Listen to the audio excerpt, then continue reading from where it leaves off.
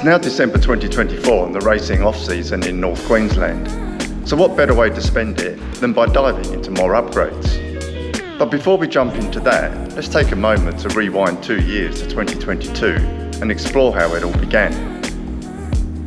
I really hope you enjoy this video, and if you did, please take a moment to like and subscribe, give it the thumbs up, and join me on this journey.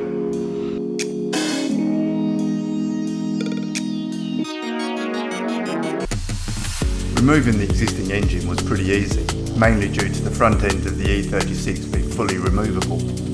Then while the engine was out, this gave me the perfect opportunity to tidy things up, install a wheelwood brake bias, and then spray the engine bay.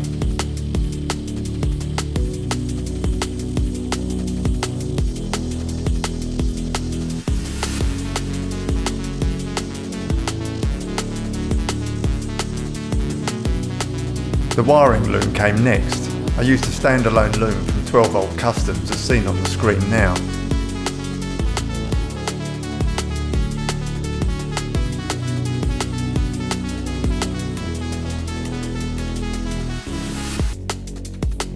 I decided to install the fuse box in place of the passenger airbag,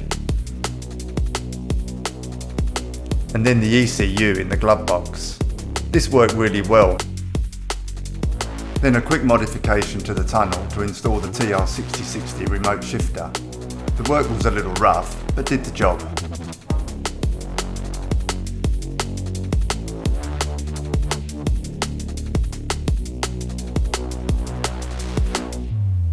The engine conversion parts were all supplied by LS Customs.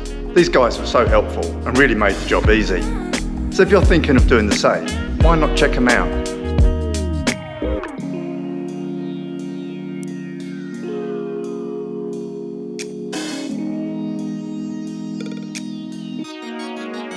So back to installing the engine, lower control arms with new bushes, steering rack and front end.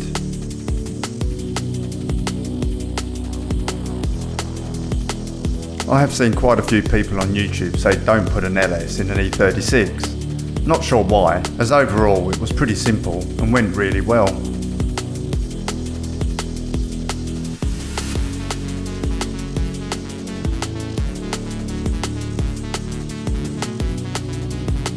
Then came the radiator and everything else required to get this thing running. In reality, the last 20% of the build took way longer than the engine install.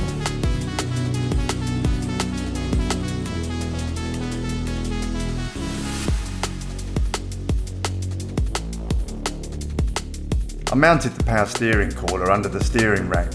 However, I did change this position during the year. Brakes were upgraded to E46 33i and DBA rotors. Calipers were purchased second hand and then rebuilt with new pistons and seals. Extractors were tricky to install, mainly due to them being suited for an E46.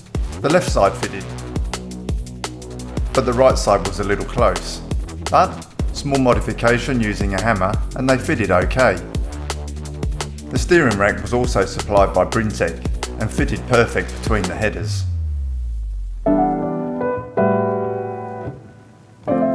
So here we go, time to crank the engine up for the very first time.